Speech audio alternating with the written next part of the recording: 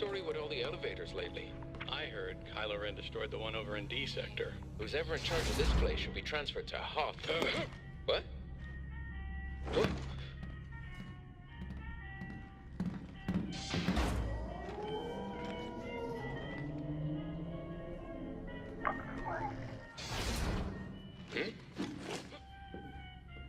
You think she heard us? The amazing thing, isn't that incredible, guys? Let's put our hands together for all the engineers that worked on it. The reflections, the self-reflections, all of the dynamic reflections, all happening in real time. And so if you look at the shadows, you look at the reflections, they just all look quite normal. The materials look normal, and the reason for that is because it's being simulated properly. Another example that we demonstrated, this one I think we did at SIGGRAPH just in August, was another piece of work that we did with Epic and the folks at Porsche to celebrate their big anniversary. Guys, let's play it. The speed of light, a universal constant, never diminishing, never ending.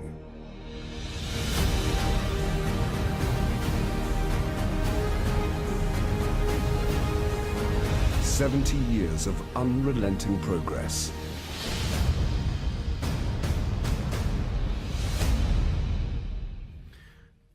This is a video. However, in my opinion, it looks better in real time because the resolution's higher. And what's amazing is that the geometry of that car is not a video game car. It's a full geometry of the real car. And the materials are captured physically accurately. And all of the lighting and all the shadows and the global illumination, all done in real time. Just an amazing piece of engineering. Let me show you now, this is work that's being done by one of the video gamers, Munfest in Eastern Europe. And this is really a fun demo. If you look, when we show it to you, you can see that some of the stuff is just really, really amazing. And this is the indication of what next generation gaming is going to look like. Mark, are you going to do this one? Yep. Okay, so this is what USSR is was potentially going to turn out to be. Is that right? That's right. And so what's really amazing is notice how crisp this is. This can't be a video. This is in real time. Look at this. Everything is in real time. And RTX on, RTX off. Notice the reflections were all broken. And the reason for that is because screen space doesn't allow us to reflect what is behind the object. Notice the soft shadows. The soft shadows result because of an area light. The combination of umbra and penumbra causes the soft shadows to look so exquisite. And that just happens with ray tracing. No shadow maps necessary. There's an area light just underneath this robot. And it's interacting with the light, and it's combined with the light of the head, all being spun in real time. There's a reflection of a curved surface. Reflecting off of a curved surface is super hard to do, really hard to fake. And screen space reflection simply breaks. There's another scene. You're seeing reflection and refraction of that, I guess, what would have been an aquarium.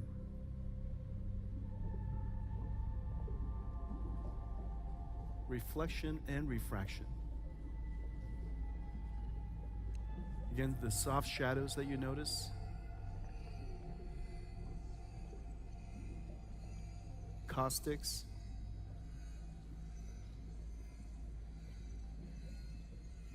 Looks fantastic.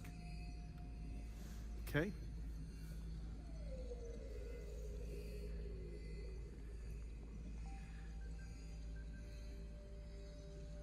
Wow, I don't know whose lab this is, but it's kind of creepy.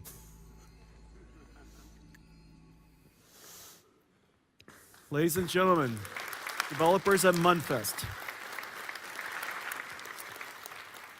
It took 10 years to figure out how to do ray tracing fast enough. And if not because of a groundbreaking piece of work about 7 years ago called deep learning, I don't think we would have been able to realize it in totality. But none of this is possible without the partnership with all of the industry to do so. And so I want to thank Cam and his team at Microsoft, Tim Sweeney and his team at Epic, Natalia's team at Unity, and Tim's team at Frostbite. All of these amazing engineers work together to create what is now the entire stack for this new form of computer graphics that many call hybrid rendering, what we called RTX. One of the pieces of technology essential to making all of this possible is AI. And so now the question is, how is AI applied to the future of computer graphics? Let me give you an example.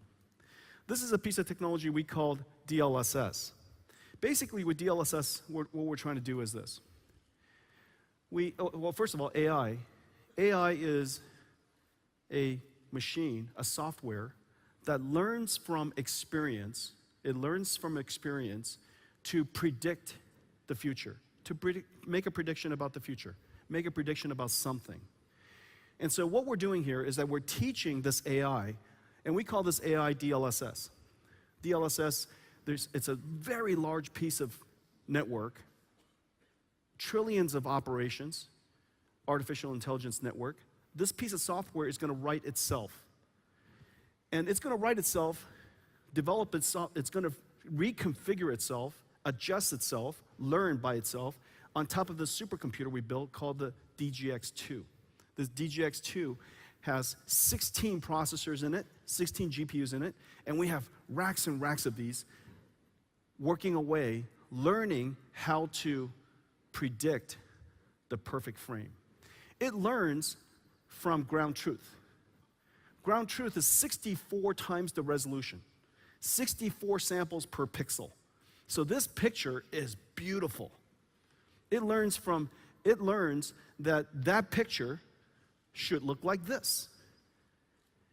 And wherever it's wrong, we send it back. It's called back propagation. We send it back, and then we give it another try. And it tries and tries and tries and tries again. And it iterates and iterates and iterates again on top of the supercomputer, and runs for days on top of the supercomputer, a whole bunch of them. And we're teaching it one frame after another frame after another frame of all different kinds of images. Some of it outside, some of it from this particular style of image, some of it is photographic, some of it's cartoony, all these different types of styles. And it learns from all of this great content what it should look like, what it should look like. And then one day, we give it an image, and it goes through this neural network called DLSS, and ideally what comes out of it is a beautiful image. Ideally what comes out of it is a beautiful image. And the reason why it's a beautiful image is because if I gave you a low-res image, I bet in your mind you could figure out what the high-res image would look like. And the reason for that is because we've learned over years what it should look like, based on the few data points that you were given, what the perfect image should look like. In fact, you could even fill in missing pixels. There could be entire blotches of stuff that's missing, and we could still, because we're intelligent, we could still infer what is likely the right pixels to put there. We call this DLSS.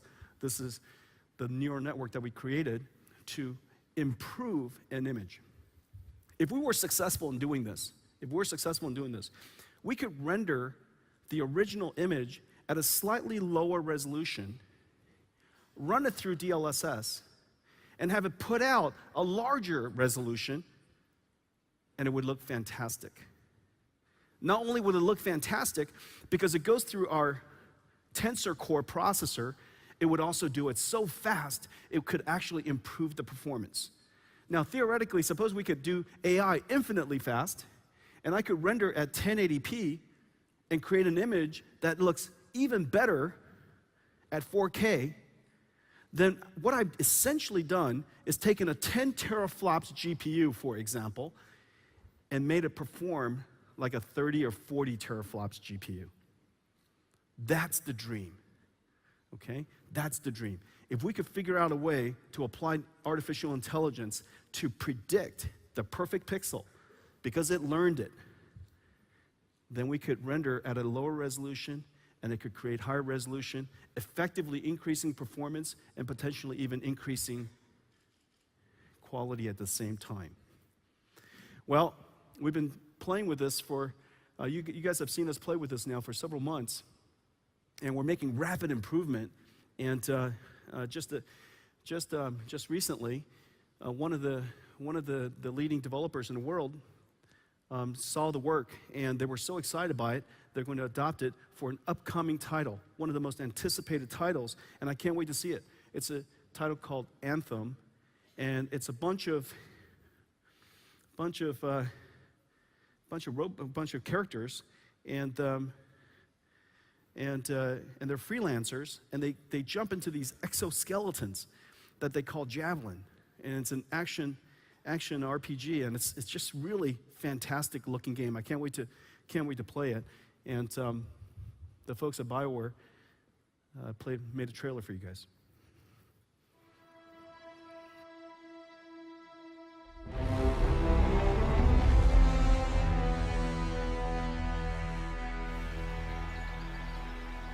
Technology has always helped us unleash our creative potential by giving players more immersive experiences than ever before. In Anthem, head out into a chaotic and beautiful world. Fly across wondrous lands in your Javelin exosuits. Confront deadly creatures, formidable foes, and awe-inspiring mysteries.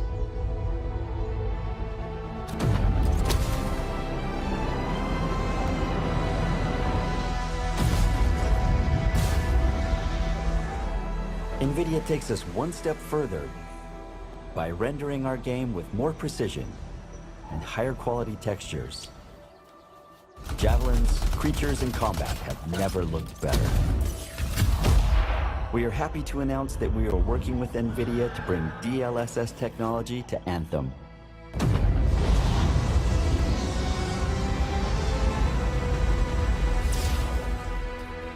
Check out Anthem on PC with Origin Access Premiere on February 15th.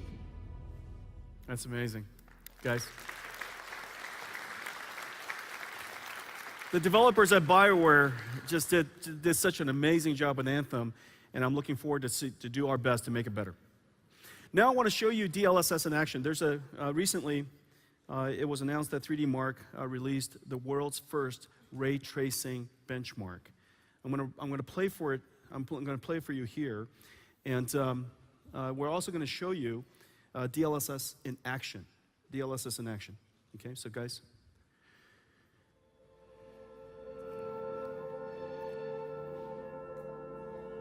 So on this side is ray tracing on, but using the state-of-the-art in anti-aliasing technology called TAA, temporal anti-aliasing, that we played a huge role in inventing. This is as good as an image quality as you can get today at 1440p. On that side, on your right, is RTX on with ray tracing and DLSS. Both sides are ray traced, both sides are 1440p. This one uses DLSS, and this one uses state-of-the-art anti-aliasing technology called TAA. I want to bring your attention to two small numbers up on the top. Not only is this image more beautiful, more crisp, it is also running at a higher resolution. Exactly the same GPU. Does that make sense? Are you guys following this? First of all, if you could, a little audience participation here. Who prefers this one? Who prefers this one? Notice how crisp everything is. And the reason for that is because this DLSS network learned from a whole bunch of really high resolution, really beautifully rendered images. And it learned how to reproduce it. It learned how to reproduce it using a supercomputer that we invented called DGX2, running deep learning, this new auto-encoding neural network that we call DLSS. Look at the detailed differences. Remember, both are exactly 1440p. Both are RT on. This one is using TAA. Notice all the subtle details. Temporal anti-aliasing has some static artifacts. In motion, you don't see it, but when it's static, you see a little bit of flickering. If you could just ignore that. DLSS doesn't have that same artifact, but the important thing is look at the details here. Look at that detail. Look at that detail.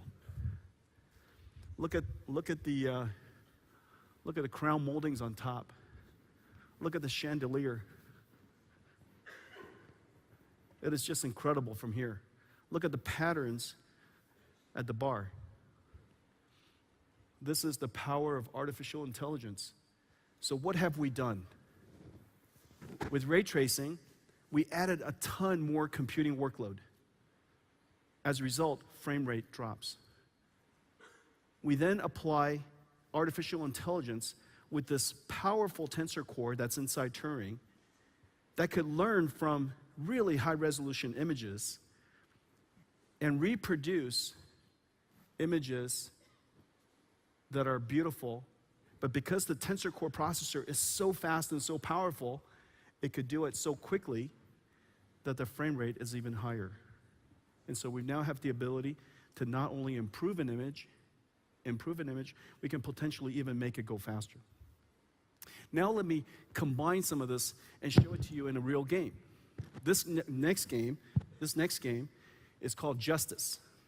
This game just came out recently in China by NetEase, and this is one of the most popular MMORPG games in China. Calvin, why don't we turn it on? Okay. And so here we're looking at Justice. Let's talk us through this.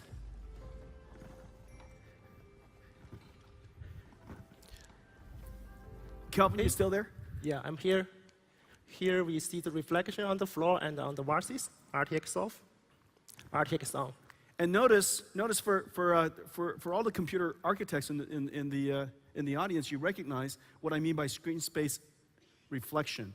Notice the top of the cart is not in the frame. If it's not drawn in the frame, it's not in the screen. If it's not in screen space, then the rasterizer and the programmable shader has no way to reflect from it. And so the information doesn't exist. In the case of ray tracing, the information all exists. Okay, so this particular effect called screen space reflection is used for dynamic reflections, simply doesn't work, and it breaks when the object is not visible in the screen. So this is an example of that. Notice on the vases, none of the objects are visible, and therefore, if RTX was off, all the reflections go away. Okay, Calvin, let's keep going.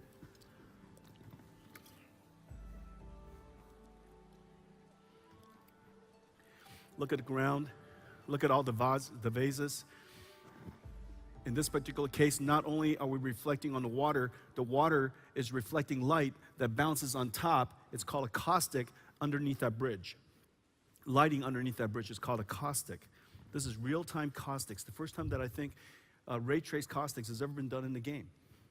Look at under the bridge on the boat. It's just really exquisite and beautiful.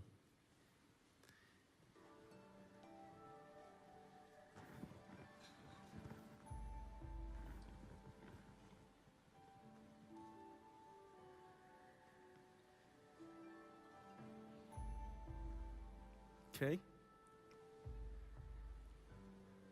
In this next scene, you're going to see fireworks reflected off the ground. And the reason for that is because there's fireworks out in the distance. The fireworks are even outside of the frame. And everything just works by itself. We could zoom into anything with a reflective surface, and it's doing reflections properly. Look at that. It's subtle, it's exquisite. All you have to do is create this ray tracing data structure we call the BVH. You have to trace the rays, which the APIs all provide for, and you have to apply the necessary reflectivity of the materials. And then everything else just works. Calvin, good job. Thank you. Thank you, Jensen. Now, the reason why I showed you that is this. This particular game with RTX off running on the same GPU,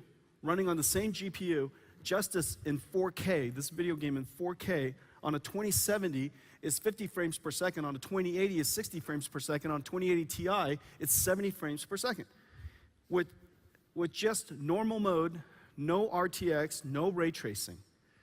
Of course, ray tracing puts an enormous amount of pressure on the processor. There's just a lot more work to do. And so what happens when you ray trace is the performance droops. A little sad. It looks way more beautiful.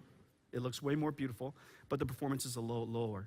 And then what we do is we turn on the rest of RTX, which includes DLSS, and it looks like this.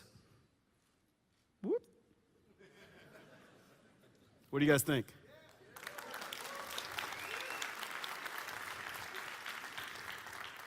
You guys want to see that again? Whoop.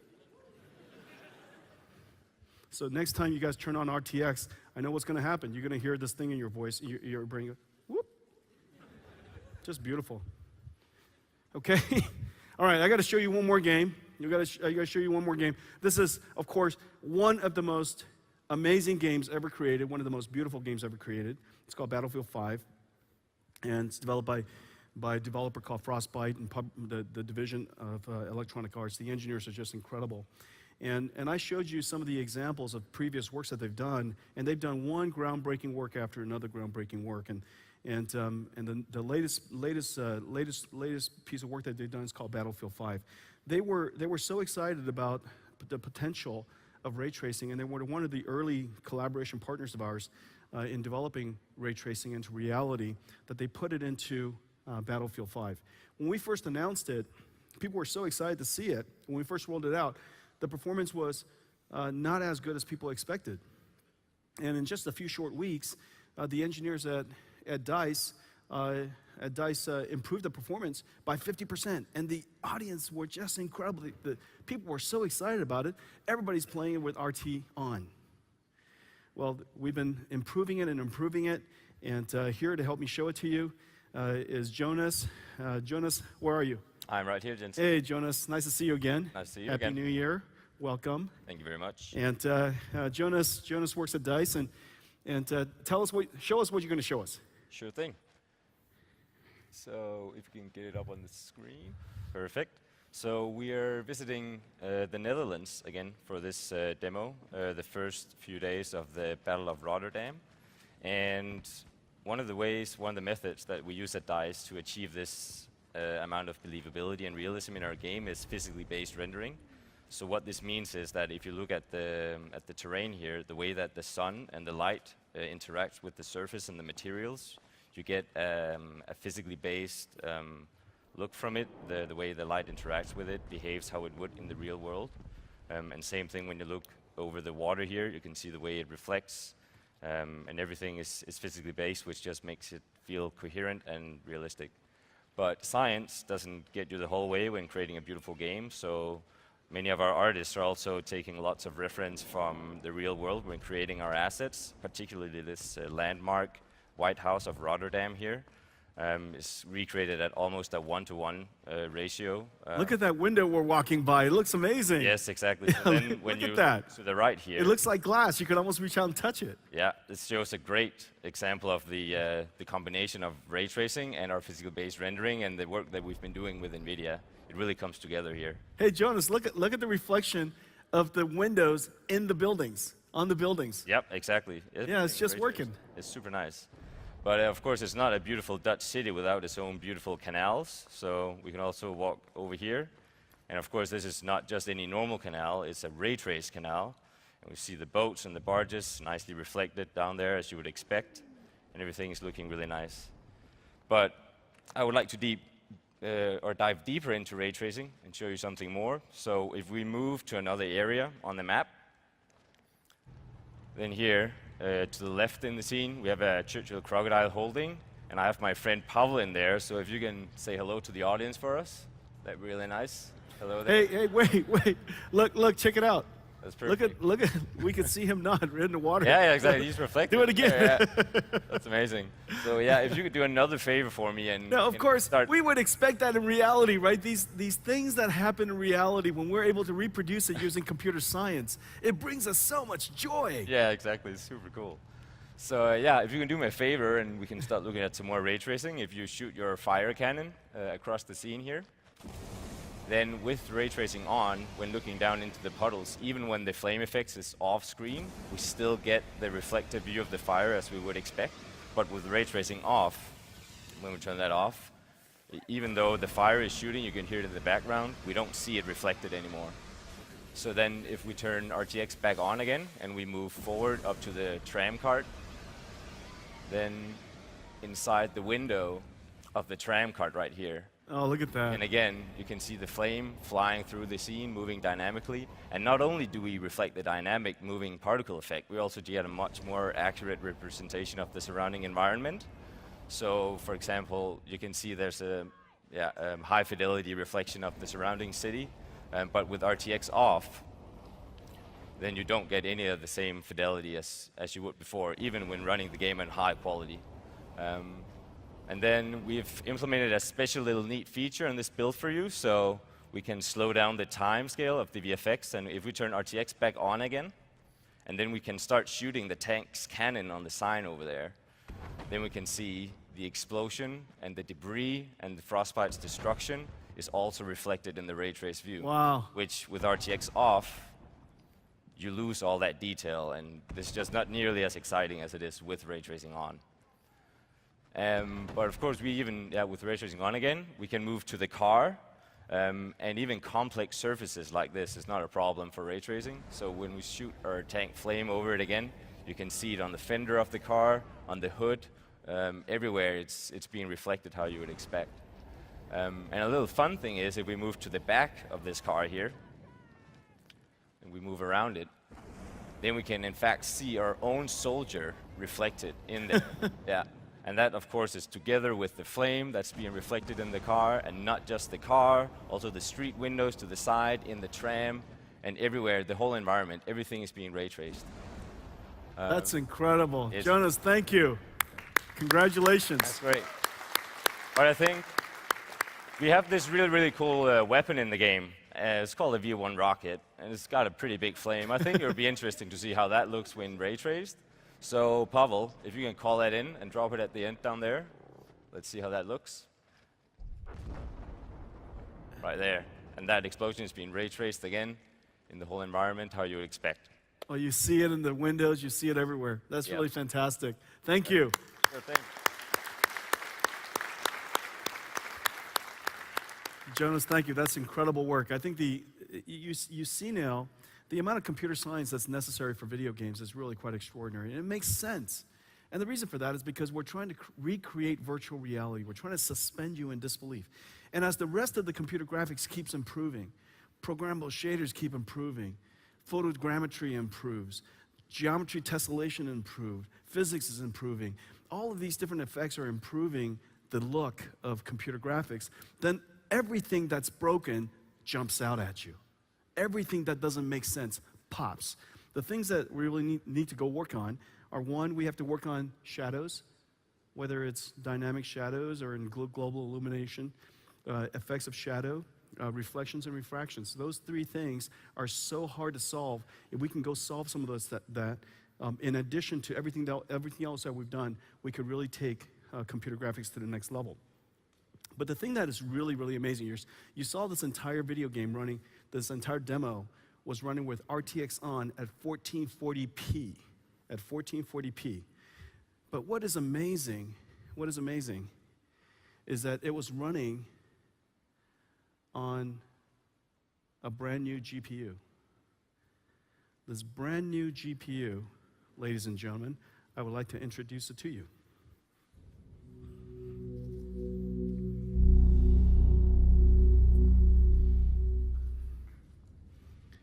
Ladies and gentlemen, the RTX 2060.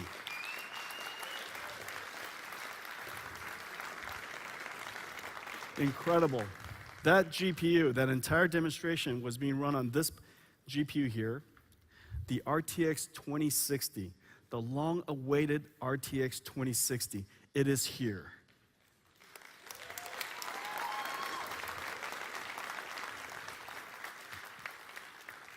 So the RTX 2060, 52 teraflops of tensor core processing, 5 gigaarrays per second, 6 gigabyte frame buffer, G6, the fastest memories in the world.